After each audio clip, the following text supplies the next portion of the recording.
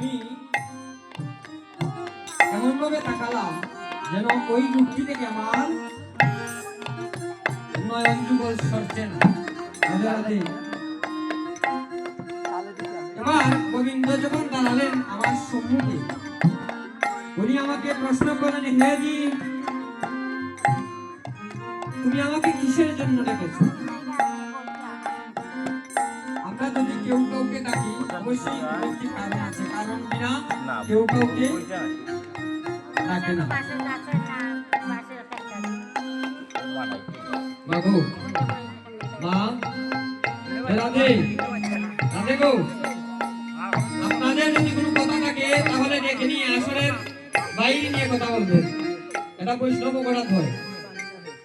একটি কীর্তন শোনা বা কীর্তন দান করা এটা কোনো কেউ না নয় যে আসলাম কীর্তন গাইলাম, শুনলে শুনলাম চলে গেলাম। এখানে আমরা যারা যারা আসছি সবাই সংকল্প নিয়ে বসছি, যারা গোবিন্দ রাধা মাধবের একটি লীলা আমরা দর্শন করব। যার কারণে আমার মহাপ্রভু অন্তরঙ্গ ভক্ত নিয়ে উনি কি করতেন?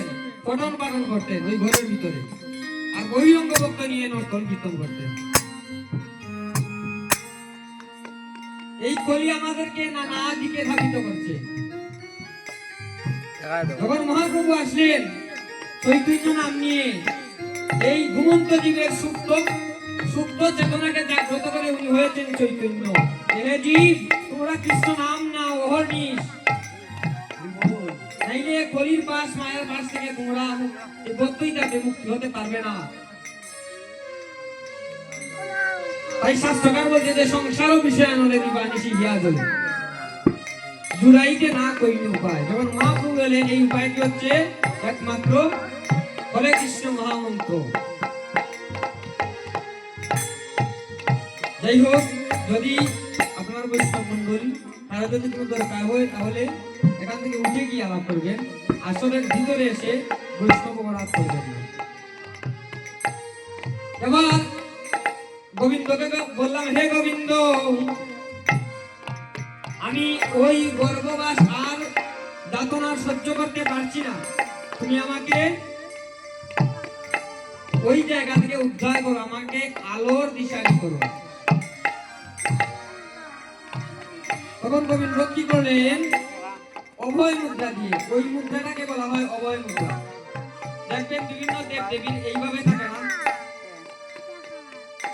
যদি এইভাবে থাকে তাহলে এটা বর মুদ্রা হয়, আর যদি ওইভাবে থাকে এটা হচ্ছে অভয় মুদ্রা। আমি তো তোমাকে অভয় দিলাম, আমি তোমাকে এখান থেকে মুক্ত করব।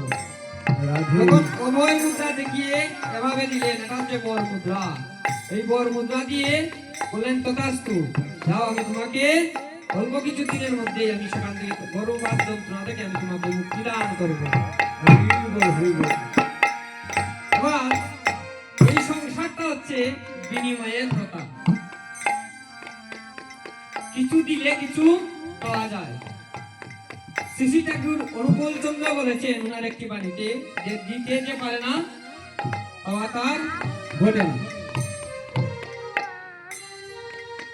এবার সংসারের নিয়ম হচ্ছে আপনি যদি কিছু ইনভেস্ট করেন তাহলে আপনি প্রফিট পাইবেন, নতুবা প্রফিট মিলবে না।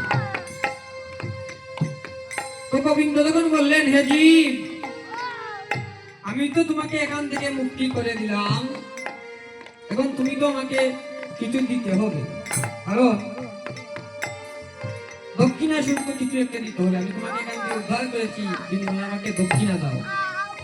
তখন আমি কেঁদে কেঁদে বললাম, হা কৃষ্ণ গোবিন্দ গো, আমার যে দেওয়ার মতো কিছু নাই।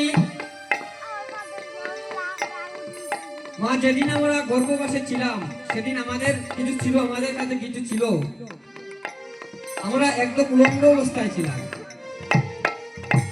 আমাদের এই টাকাটুকু সঙ্গে ছিল না।